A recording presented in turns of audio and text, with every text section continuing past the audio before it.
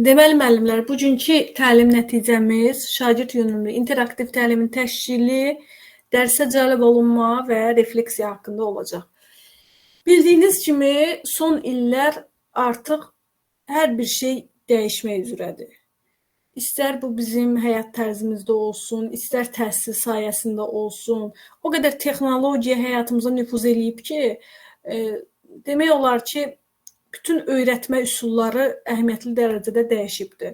Yəni bu dövrdə texnologiyanın olduğu dövrdə, sosial şəbəkələrin çox olduğu dövrdə şagirdləri dərsə cəlb etmək üçün biz elə bir metodlardan istifadə etməliyik ki, dərsə cəlb olma onlarda baş vermiş olsun, onlar dərsə cəlb oluna bilsinlər, daha doğrusu öyrənmə daha effektiv şəkildə baş tutsun və biz bunun üçün interaktiv öyrənmə tətbiq etməliyik. İnteraktiv öyrənmə nədir? Bildiyiniz kimi, məsələn, əvvəl ənənəvi formada, lap əvvəlki dönəmlərdə şagird passiv şəkildə müəllimi dinləyirdi, dərs bu cür davam edirdi. Amma bu artıq demək olar ki, şagirdlər üçün maraqsızdır və bu cür mühitdə öyrənmə də səmərəli şəkildə baş vermir. Təbii ki, elə bizim dönəmimizdə də artıq bu cür interaktiv öyrənmə baş versəydi, təbii ki, daha yaxşı olardı. Nəinki bu dövrdə. Bu dövrdə də bilirsiniz ki, uşaqlar TikTokda, nə bilim Facebook falan, hamısının əlində telefon, biraz hər bir şey çətinləşibdir. İnteraktiv təlim nədir? İnteraktiv təlim dedikdə artıq qarşılıqlı əlaqə, fəaliyyət üzərində qurulan bir təlim nəzərdə tutulur. Yəni bu dərsdə biz interaktiv təlimdə yalnız müəllim danışsın, biz dinləyək, müəllim aktiv olsun, şagird passiv şəkildə dinləyən mövqedə olsun, xeyr. Şagirdlə qarşılıqlı əlaqədə öyrənmə nəzərdə tutulur. Bunun üçün də interaktiv öyrənmənin anlayışları var ki, məsələn, şagird yönümlü təlimdən istifadə edir. Yəni, şagird yönümlü təlim dedikdə, şagirdlər öyrənmə prosesinə aktiv şəkildə qatılmış olurlar. Müəllimin rolu təlimat vermək olur. Yəni, artıq müəllim fasilitatorluq eləyir. Müəllim məlumatı verən, təlimat verən mövqedə yox, daha çox fasilitatorluq mövqeyində olur ki, yəni prosesi aktivləşdirsin. Yəni daha çox məlumatı verən tərəf kimi yox. Və yaxud da sorğu və araşdırma əsaslı, problem əsaslı öyrənmə. Burada şagirdlər məsələn elmi suallar verirlər, dəlillər təhlil edirlər və aktiv şəkildə öyrənmə də baş vermiş olur. İnteraktiv öyrənmə üçün biz bildiyiniz kimi Vygotsky'də də sosial inkişaf nəzəriyyəsində də öyrənmişdik. Sosial inkişaf nəzəriyyəsində də bildirmişdik ki, şagird təkcə müəllimdən öyrənməməlidir. Yəni, şagird öyrənmə yalnız məktəbdə baş vermir, bildiyiniz kimi. Öyrənmə hər yerdə baş verə bilər. Eyni zamanda məktəbdə, yolda, hər yerdə öyrənmə baş verə bilər. Öyrənən şagird isə öyrənmə kimi yalnız müəllimdən öyrənəcəyim düşüncəsində olmamalıdır. Müəllim həm özündən daha təcrübəli yoldaşlarından, dostlarından öyrənə bilər və bunun üçün də biz bunu təlimdə də təşkil etməliyik ki, şagird yalnız müəllimdən öyrənəcəyim düşüncəsində olmasın, yoldaşlarından öyrənsin, qarşılıqlı öyrənmə baş versin. Aktiv öyrənməni biz bir çox nəzəriyyələrdə danışmışdıq. Sosial inkişaf nəzəriyyəsində bildirdik ki, danışdıq. Eyni zamanda da eşitmiş olarsınız, yəqin ki, bu haqda məlumatlı olmuş olarsınız. Montessori tərəfindən də bir nəzəriyyə vardı. Burada da öyrənmə kimi daha çox şagirdlər araşdıran tərəf kimi araşdırıb, təhlil edən tərəf kimi öyrənmə, aktiv öyrənmə haqqındadır, bildiyiniz kimi. Yəni, interaktiv öyrənmə niyə lazımdır? Nəyə görə biz təlimi interaktiv şəkildə qurmalıyıq? Çünki interaktiv öyrənmənin də bir neçə faydaları var. Məsələn, aktiv öyrənmə ilə passiv öyrənmə bildiyiniz kimi eyni deyil. Passiv öyrənmədə yarım saatdan sonra, bəlkə də yarım saatdan tez şagird yuxulayır, ya müəllimdə fikri olmur. Bu, təbii ki, burada da öyrənmə də səmərəli baş vermir. Amma interaktiv öyrənmə zamanı şagird aktiv olur, anlaması inkişaf etmiş olur. Aktiv öyrənmə şagirdlərin öyrənmələrini prosesdə müstəqilliyini təmin edir. Müstəqil şəkildə qarşılıqlı tərəfdaşlıq edə-edə şagirdlər səmərəli şəkildə öyrənə bilirlər. Eyni zamanda da biz interaktiv təlimlə şagirdlərdə 21-ci əsr bacarıqlarını formalaşdırmış oluruq. Onlarda ünsiyyət bacarığını formalaşdırmış oluruq. Artıq sosiallıq bacarığı olur şagirdlərdə, sosial tərəfdaşlıq, əməkdaşlıq bacarığı formalaşmış olur.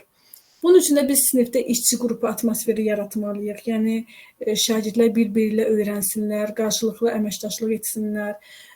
Və biz bu öyrənməni təmin etmək üçün də şagirdləri dərsə cəlb etməliyik.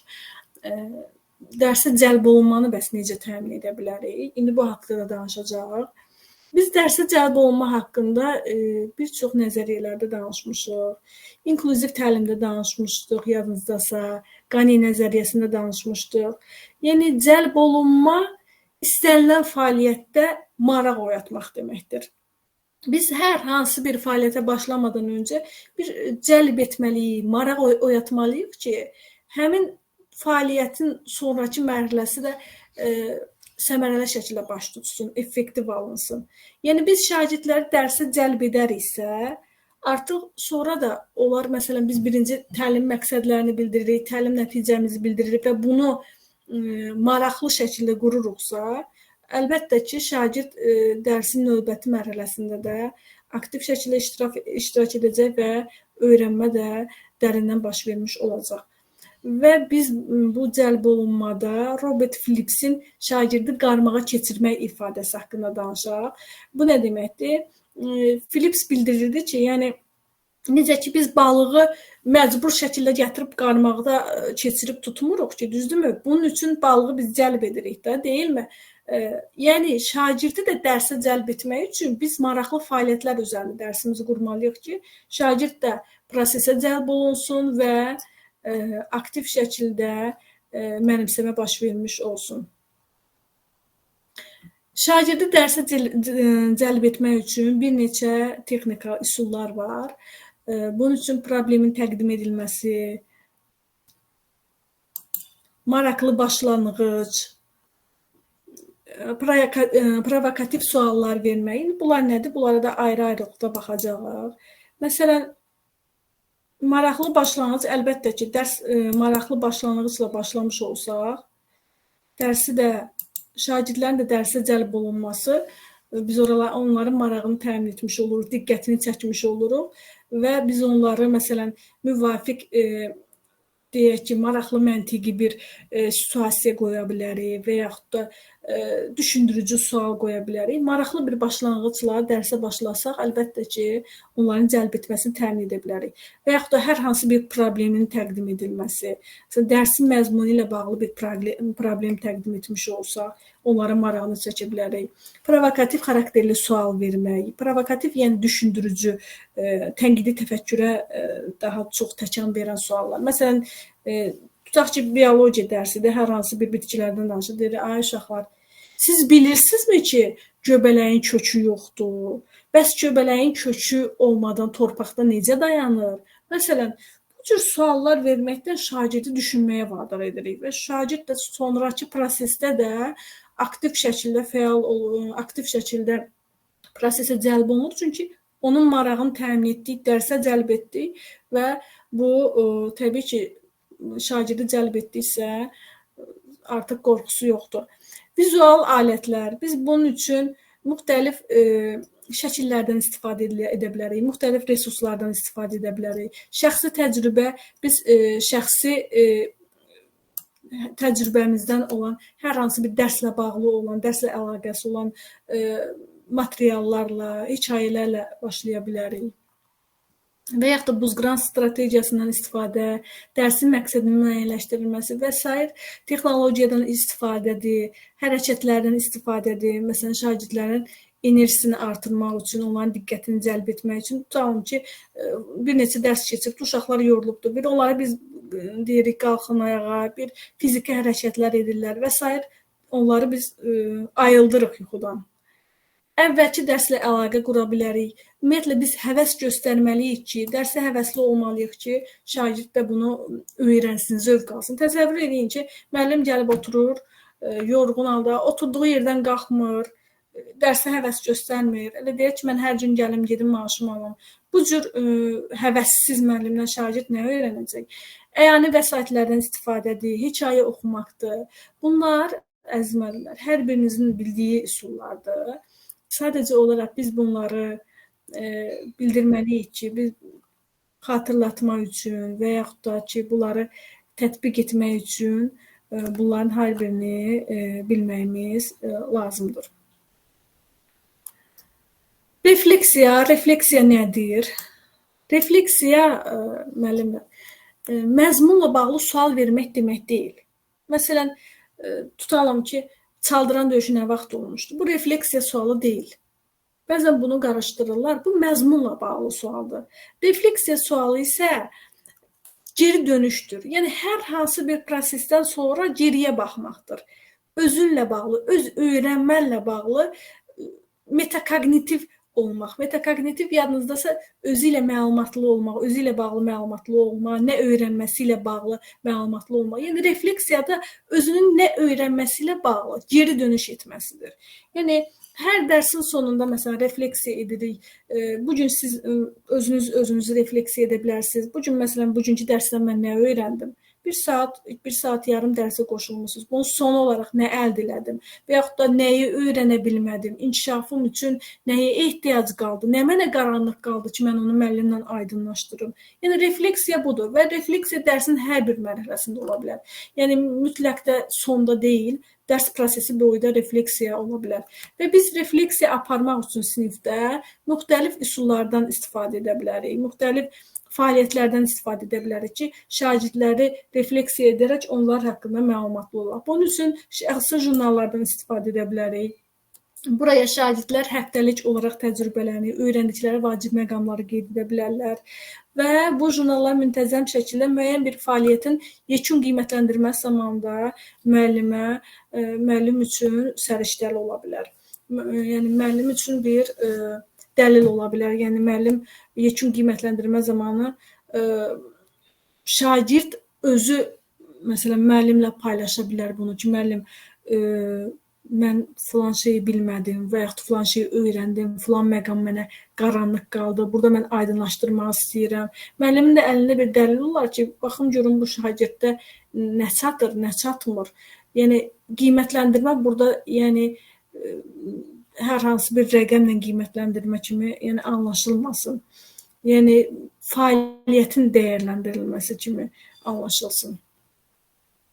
Şəxsi jurnallar bildiyiniz kimi müzakirələr də şagirdləri müzakirə prosesinə biz müzakirə əsnasında refleksiya edə bilərik. Şagird də öz-özünü refleksiya edə bilər. Refleksiya müzakirə mövzusu olduqda şagirdlər başa düşürlər ki, nələri öyrəndilər, nədən çətinlikləri qaldı. Müzakirə əsnasında da bunu aydınlaşdıra bilərlər. Refleksiya, müzakirə, yəni refleksiya üçün qurulmuş müzakirə, yəni refleksiya olaraq qurulmuş müzakirəni qeyd etmək istəyirəm.